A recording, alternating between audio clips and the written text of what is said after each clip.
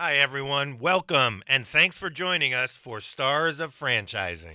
Get ready for a roller coaster ride through the world of franchising as we bring you the best stories of inspiration and entrepreneurial grit and turning dreams into franchise realities. That's right, Vini. From emerging to global brands, we'll chat with the genius minds behind the magic. All brought to you by the Tariq Farid Franchise Institute at Babson College. I'm Ab. And I'm Vini. Now, buckle up for some serious inspiration.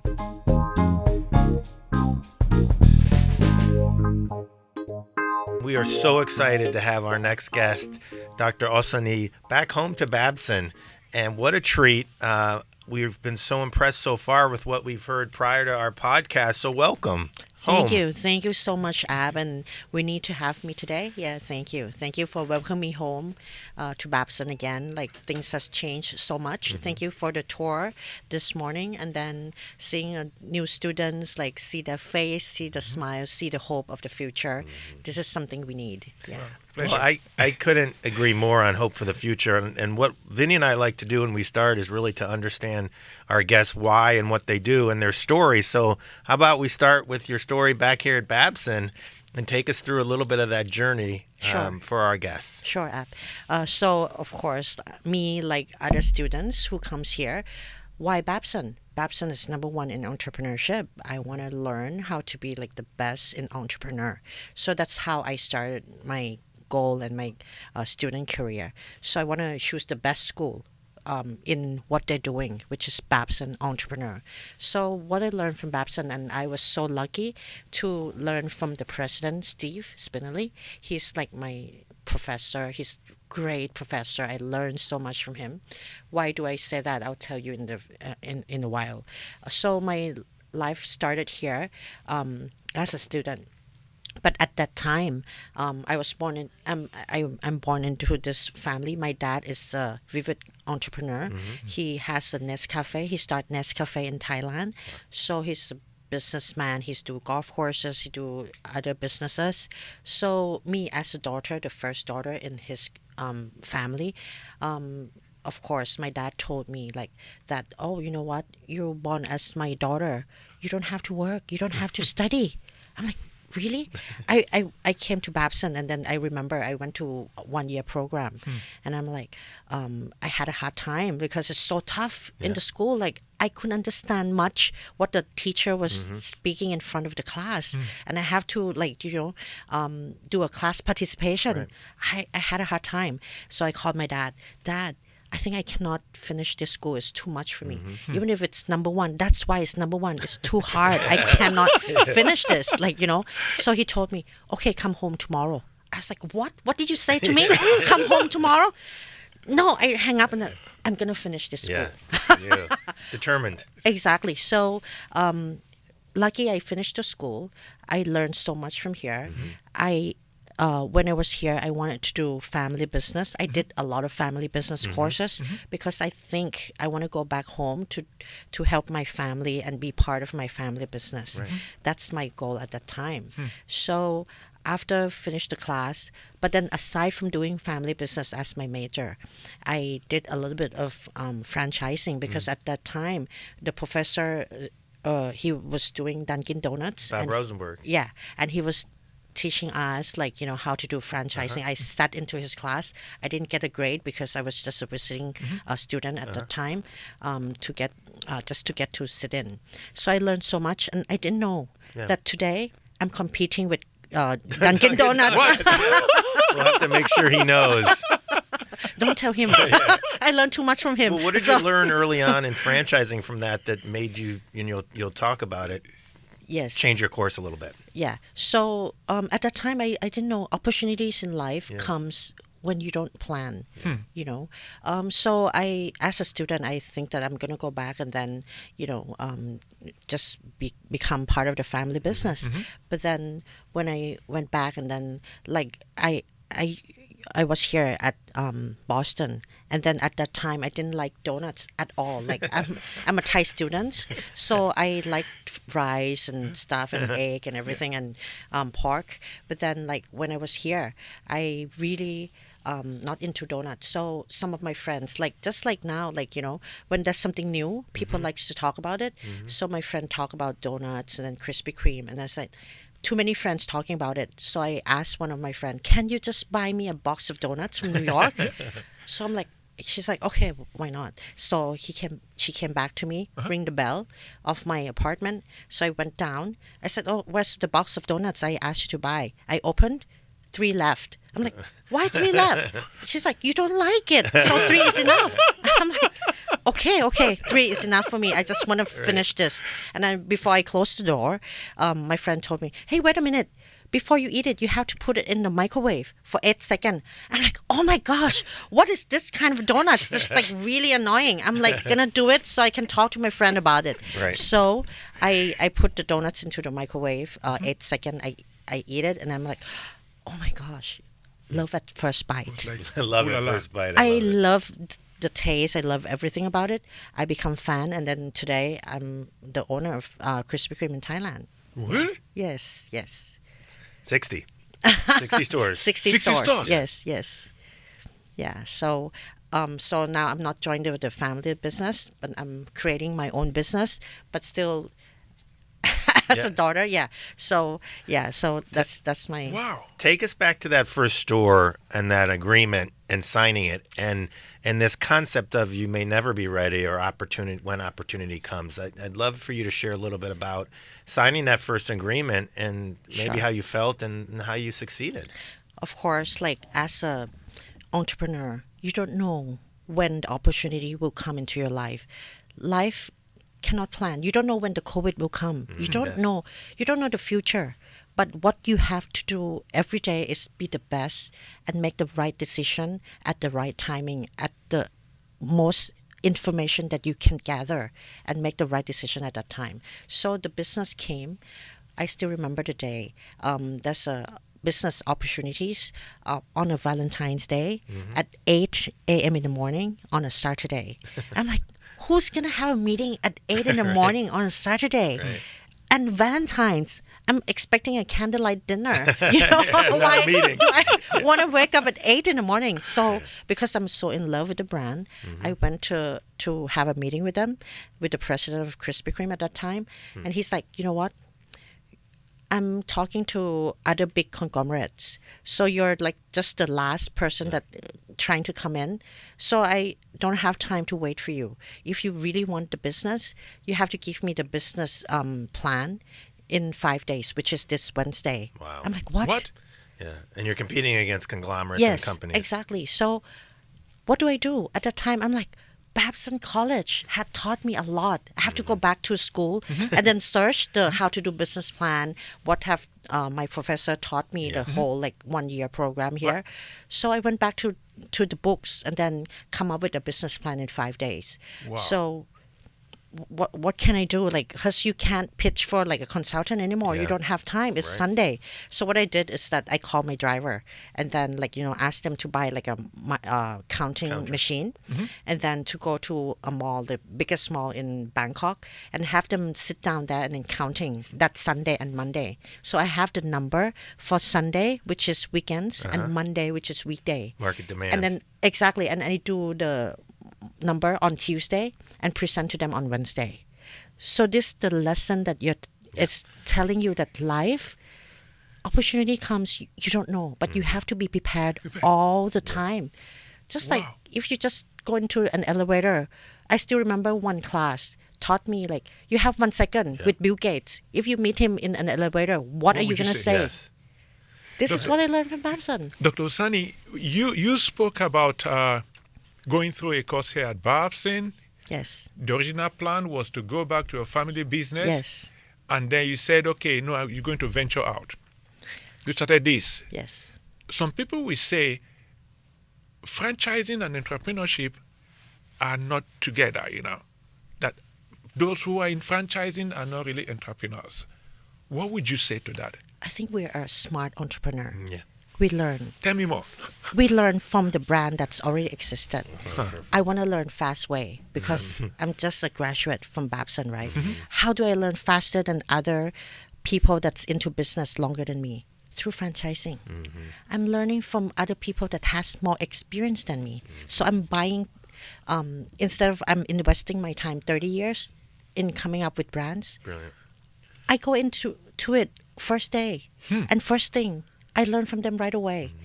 But again, you need to love what you're doing. So I'm in love with the brand, like I told you earlier. And then I have a passion to it. So I can learn quickly. And then entrepreneurship, it's about how to make it right, how to make it grow. You have a goal in your life and then make it happen. Me, born into this, my dad is entrepreneur. It's not easy to come out of his shadow. Yeah. Not come out of easy. the He's shadow. like, he has his name into it, like, and but then now I can create my own Your own- own entity. Yeah. I can create jobs. I can come up with ideas. Idea. My dad doesn't have to be my boss. I'm my own boss. But again, like, inheritance is welcoming. No, I'm just like joking. But anyways, like, so I come up with my entities, like, so that I can make decision. Yeah. And then I learn it faster. I learn it from the brand already. Yeah. They're teaching me everything. So instead of I don't have experience, I have experience in 1 week. And one good thing about franchising is that now to be a franchise owner, you have to train as a store manager. Yeah. But before store manager, I was selling donuts at a donut stores. Wow. Yeah, I'm not Really? kidding. So You understanding the business from the bottom from up. the bottom. Yeah. Because to be a boss, if you don't understand what they're doing, how could you be that boss? How can you lead? How could you tell them? Yeah. How could you understand what your staff is thinking? What do they feel? You, as a person, standing there for 8 hours, you feel like the 7 hours is like already tiring. Yeah. Plus, if you're just fighting with your boyfriend, you can't smile. Yeah. How to understand the feeling at that time Yeah. and make sure that they smile. So this will go through the training. Yeah. All these things, like, as a boss now, you need to learn in all positions in the company. That's what I went through. Wow. Yes, and having a test and everything. This is amazing. I don't know, before I pass it back to Sure. to Ab, if you look at what you've done so far, what would you think that people misunderstood the most about franchising? They think it's easy. Yeah. It's not. Yeah. So just because you're using someone else's brand, it doesn't make it No, easy. Is that what you're no. saying? Can you elaborate? Basically, you think success, it comes in one day? No. To sit here, I've been through so much in my life. Why do I say that? I still remember the year that I signed a contract with Krispy Kreme. I was pregnant. I was doing my doctorate. And then I'm negotiating contract with Krispy Kreme. What? I negotiated until the last day before I was went into the operation room. And then the Krispy Kreme president said, "Oh my gosh, you're so passionate. You're so entrepreneurial. That's why I signed with you. Yeah. Wow. Wow. Doesn't matter what you're going through in your body. Your mind still so entrepreneurial. That's why I'm giving it to you. Wow. Not because of your experience, but because the passion that you have." So he believed that I can bring the brand to be successful in my country. That's what he said to me. But I don't know what I did that he said that. Like, that's what he said to me. Of course. So basically, I think you have to believe in what you're doing and then have the passion. Why passion? Because it's like marrying someone. You can't marry someone that you don't like. Same as business. If you don't like what you're doing, you don't want to go to work. It's like every day, it's like you're dragging your feet to work. But no, for me, going to stores is like my happiness. Yeah. Seeing customer with my donuts, I'm happy. Seeing them carrying the boxes, I'm smiling inside. And then if I can create something that make them smiles, like back home, I'm smiling here. Yeah. That's Something great. like that. Yeah. That's wonderful. And you talk a little bit about what makes you such a successful, authentic leader as a franchisee. Can you share with our audience what makes a great franchisor what traits they have to have, Krispy Kreme, for example, that to support a franchisee or to allow them to innovate like you have? Like, what makes for a great franchisor? I think franchising is like a globalization, how to make people like together, but then we're the same and not the same at the same time. So franchisor have to understand the difference in cultures. The donut store here and the donut store in Thailand, Right. same brand, but how to make it touch the local heart. Right. That's the sentimental of making it successful. I think that's important, and you have to find that key to each brand that you're doing. So you have to love what you're doing, like what I said. Yeah. So you will find and tweak the brand to make sure that the local will love what you're doing and touch their heart. Maybe sometimes, like, in the States might like certain colors, in Thailand might like a different colors. Yeah.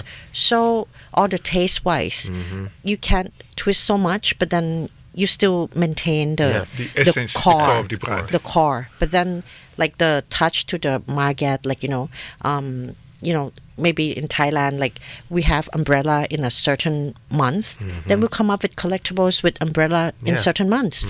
Here, it's snowing now. How could you carry umbrella? Yeah, doesn't mean Something like that. Yeah. So these are very details that you have to find the key to those things, and then one day we'll be successful. Yeah. Wow. Ausanee, if you again look back many years you've been doing this, what would you do differently and why? Well, so many things I would do the same and so many things I would do differently, because I believe that every day you have to do the best you can on that day. Why? Because in that day, the information that you gather before making decision is that much already. Yeah. For example, COVID. How do you know? I thought it's only 6 months. Yeah. How do you know that it's going to last for almost 3 years? Yeah. That's just a simple samples that just happened to all of us around the world. Right. So I plan my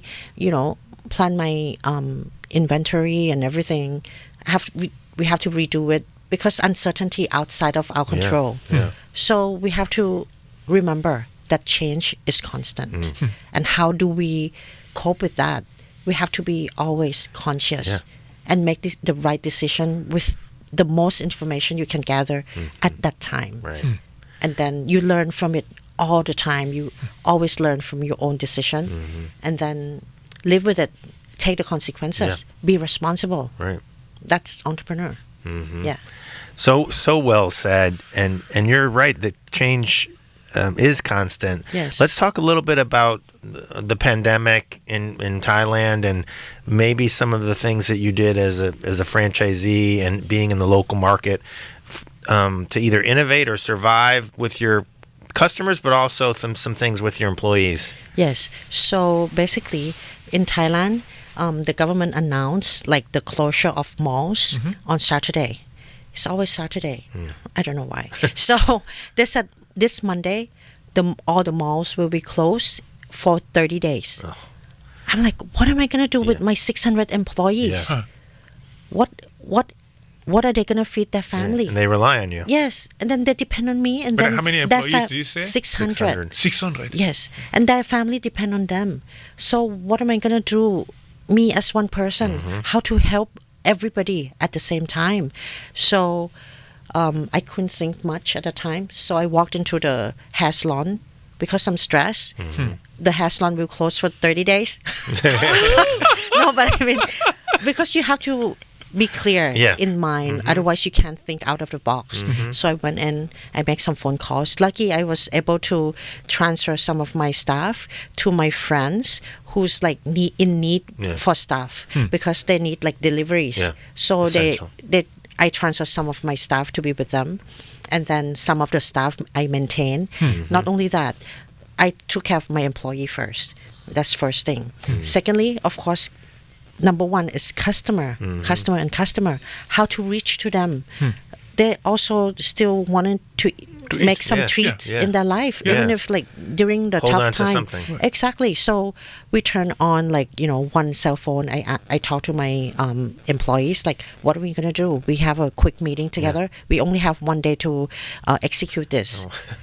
So Before Monday. Exactly, Yeah. before Monday, because all the store will be closed. So we come up with this phone call, really go in online, and then in Thailand, tuk tuk is very Yeah. very popular. That's my nickname as well in Thailand, tuk. Yeah.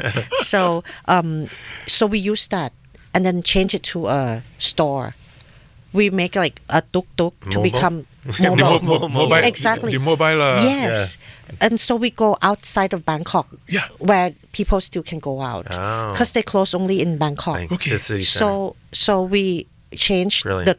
the car to become like a donut stores and go So you to a repainted different, the tuk-tuk? yeah. and So then- and then put in as a donut stores. We have pictures for That's that. great. Right. And then Love we go that. out to different places outside of Bangkok. So we survive. And then together with the help of employees, we said like, he said, me from an accounting, I can do phone calls.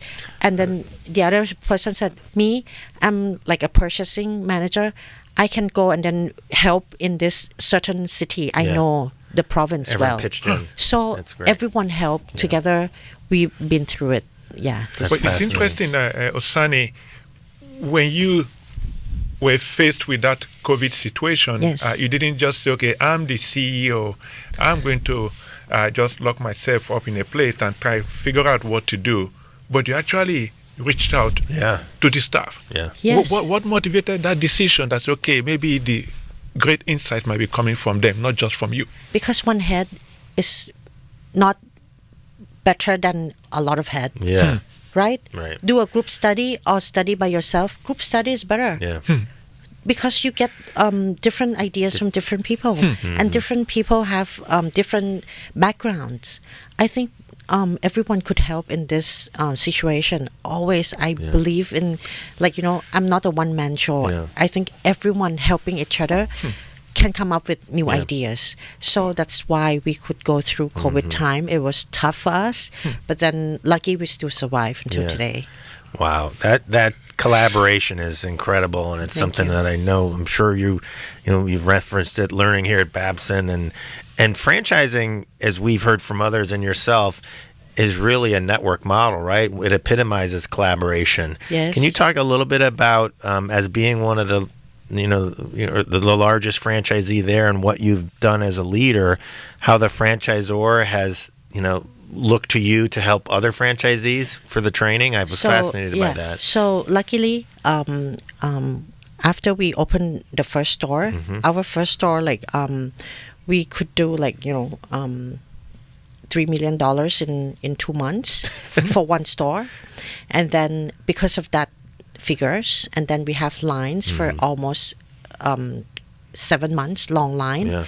and then because of that, Krispy Kreme International chose Thailand to be a center of conference and training after that. Love that. Really? So after 3 years in operation, so I learned really quick, and then I helping other countries Yeah. to grow their business. So Krispy Kreme sent, after they signed a contract with other countries like Singapore and India, For new franchisees. they sent the sent- owner to train with me. That's perfect. Wow. Yes, and then they have a conference. I have a guest from all around the world. Right. That year, I was pregnant with my other son, my son as well. So during that time, even if you're pregnant, if you're entrepreneurial, Yeah. opportunities there. Right. I said yes to it. Yeah. Wow. Yeah, it doesn't matter what it is, but then you have to be ready Yeah. with the change. Right. In any ways. And what sort of benefits did those bring to you? I mean, welcoming people from different parts of the world, even though it was to help them, to train them, Yeah. but did they bring something also to you and also to your organization? I believe that by giving, you don't expect anything. But then good karma will come back anyways one of these days. Of course, when I train them, and then when they see me again, they feel thankful. Yeah. And then we want to share things Right. together. And then I want to show them how, we run the business in Thailand, how the culture difference, and then how could we tweak it that it works for the locals and everything. these are like something that we share with like others, and then we know we have friends all around the world. Right. Like whenever you travels, you always have friends, and then Yeah. we connect with each other. When there's tsunami in Japan, we raise some money and help them. Wow. And then when we were like in trouble or something, like we run out of ingredients, we can Call call. it. Oh, really? Yeah. They help out? They were Yes, helping out? definitely. Or when machine broke Breaks down, like we asked to buy from different markets. Great. These are good collaboration that, you know, extraordinary from a normal, you know, business that we do differently. There's like some friendship within it, like not only business, like there are so many stories that's sentimental within the growth of the business as well. And shared experiences as a franchisee. Yes. That's wonderful. Well, as you advise and meet those early franchisees, for our audience, can you share some advice or the best piece of advice you would give to someone about to embark on a journey into franchising like you did, even if it's selecting the brand? I mean, yours started with love at first bite. What advice would you give somebody who's thinking about it? Yeah, I think like first thing is you ask yourself what you like to do. Like I said, passion, passion and passion. Why? Because like you're marrying someone. If you don't like that person, how do you live with him 24 hours? Right. You cannot. Business is the same. And then so once you know what you like, and then you will dive into it with doesn't matter the situation, your body is like growing or whatever, you will dive into it and then try your best with the best information that you will find, and then try to make the right decision at the right timing. I think that's important. You have to love what you do, and then remember that change is constant. Change is normal in life. You don't know and you can't control it. Yeah. So you have to be ready for anything. Great advice.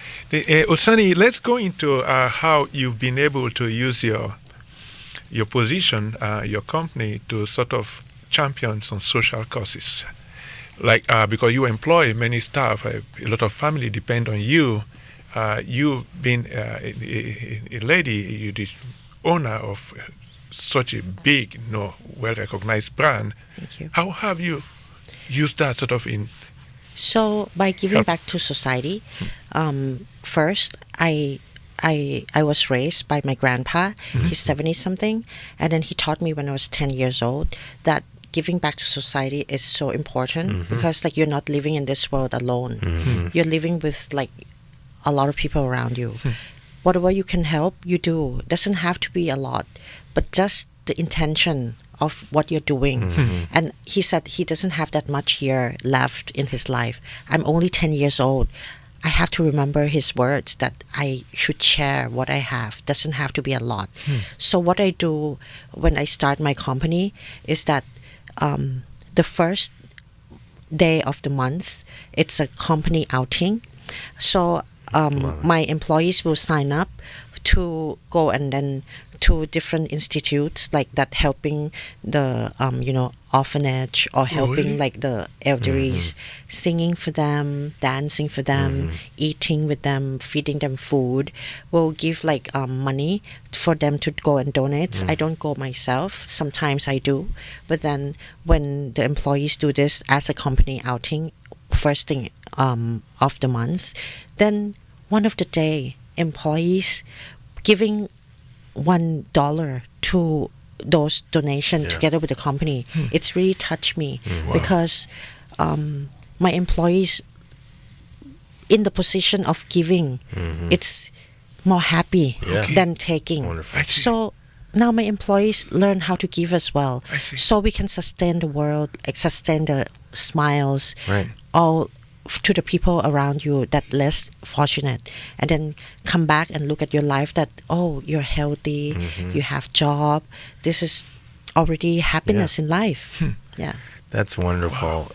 And you said something earlier, Sonny, about walking in the shoes of your employees and understanding what it takes to have a smile when you're serving a customer. I'd love for you to share a little bit about your purpose for the brand as an attainable luxury. You talked a little bit about it earlier. Can you share that? I thought that was so wonderful. Oh, because me as a lady, and I do not understand myself why I have to line up to some luxury brands and then give them a lot of money, but still lining up and to give them my savings. Money, you know, I don't understand that. So I try to learn from them, and then food. It's like happiness 3 times a day. Right. You know, breakfast, lunch, and dinner. You can be happy and smiles when you eat good food. Yeah. And donuts is one of the sweet treat that's you make you happy. When you bring the donuts to someone, Right. the child will smile. Or to the elderly, they said like, this fits me because I don't have that much teeth anymore.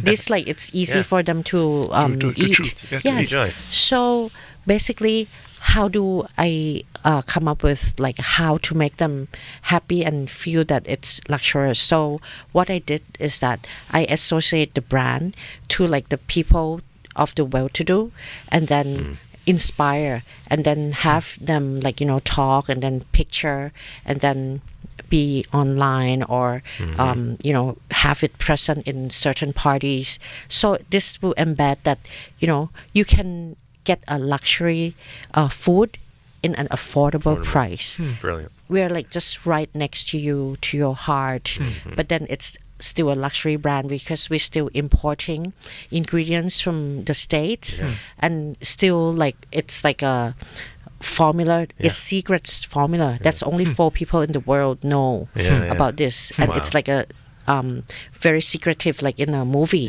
Like you cannot talk about the formula, whatever. So you're enjoying this formula all around the world, but then still at affordable price. So this is what we are trying to make, Krispy Kreme in my country. And tell the so much so that customers like to be seen with the empty box of Krispy Kreme, correct? Yes, exactly. Because like when they walk around with the box, it's more luxurious because it's like carrying like a certain luxurious brand. You know, it's more expensive, but this one is affordable. You can buy it every day and then carry it around, and then it's good. It's like, you know, make you smiles and everything. I think it's important in life that, you know, this. You could create something to customers, and then it touched customers and it touched my heart as well. When customers come to the stores and then say like, "Oh, I meet my wife at your stores." store, And then could I make like an engagement or a wedding in your stores? Something like that's really touching. Like how to be part of the life of our customers. Yes. Sunny, I have just one more question for you. Is there something? I think there is. What is it that franchising taught you? One thing that franchising taught you that you think everybody at some point, hopefully, we come to appreciate, or maybe we come to learn in their lives? Franchising is teaching me again, emphasizing that change is constant. It's normal because life has so many colors, just like franchising. You don't know tomorrow. You don't know. Like I said to Ab earlier, there was an incident that, you know, retired general, like, you know, jumped to one of my stores, and then you know, because of he depressed, so he wrote a letter. But then just because of that incident, Krispy Kreme was I was able to come up with this project Super 60. Tell us about that. Which is like you know, we touch the heart of the retired elderlies. They can come to our stores and then work for our stores. They can choose working for 1 hour, 2 hours, 3 hours, depending on them. But then that's something for them to hope for. It's not that when you're 60, you're nothing. No, I'm creating that life still nourishing. You still can grow. You still have hope. So at first, I wanted to have like one store. It's all older than 60 years old. But then they came to me and said, "Oh, you know what? I cannot do report in Excel anymore. I don't know in my time, like, you know, that technology is not there." So I was like, Okay. So I turn them into like customer service. So they'll Ambassador. yeah, exactly. They'll introduce the donuts to the customers, and the customer loved it. That Yeah. they're so into it. Like they dress up very nicely to Really? the stores Love it. and everything. So The pride. yeah, exactly. And then give them happiness, Yeah. make them smiles. Love Something that. like this. Yeah. This is good. This is priceless. Well, I'll take one on a current trend. Maybe change is constant. Yes. Is there a trend you see that's happening that will maybe shape franchising in the future, and why? Whether that's technology or something else you're seeing. Of course, like franchising Babson and everything. Technology. Yeah. I believe technology is the backbone of any business. Franchising is one of them as well. Yeah. Like COVID had taught us, technology backbone. You can just come up with stores at any time, and then would go, and then with technology behind it, Yeah. you can just work at home. Yeah. You can sell donuts like online. Yeah. All these and it will erupt. It Yeah. will change again. Yeah. And you have to Adapt for it. always Yeah. adapt Yeah. to the environment that you can't control. Right. So how to do it perfectly? Just always be ready. Right. And then so keep the trend all the time. Go back to school. Yeah. Keep learning, Exactly. which you've shown with your multiple degrees, etc. Well, This is amazing. I love it. We thank you so much, Ausanee. You we're grateful to have you. And as here at Babson and the Tariq Farid Franchise Institute, you epitomize and are a perfect example of somebody who's taken what they've learned and become an entrepreneurial leader. But most importantly, changing the world and creating economic and social value and as an authentic leader. So thank you so much for being here. Thank you very much. Yeah. And Babson will always be your home any day, any Thank time. you. Huh? Thank you so much for your time. Thank you for having me. Hopefully I could share a little bit of my experience. Like, it's always nice to be back here. Definitely. And Yeah. we're here to offer things back to you as well Thank going you. forward in the future. Thank you so much. Thank you. Thank you. Thank you. Ab. Thanks. Thanks for joining us on this episode of Stars of Franchising. Stars of Franchising was produced at Babson College, engineered by Travis Gray. Karen Soa is our guest coordinator, and music by Ralph Taylor. If you like Stars of Franchising, be sure to review us wherever you get your podcasts and spread the word and share these stories any way you can.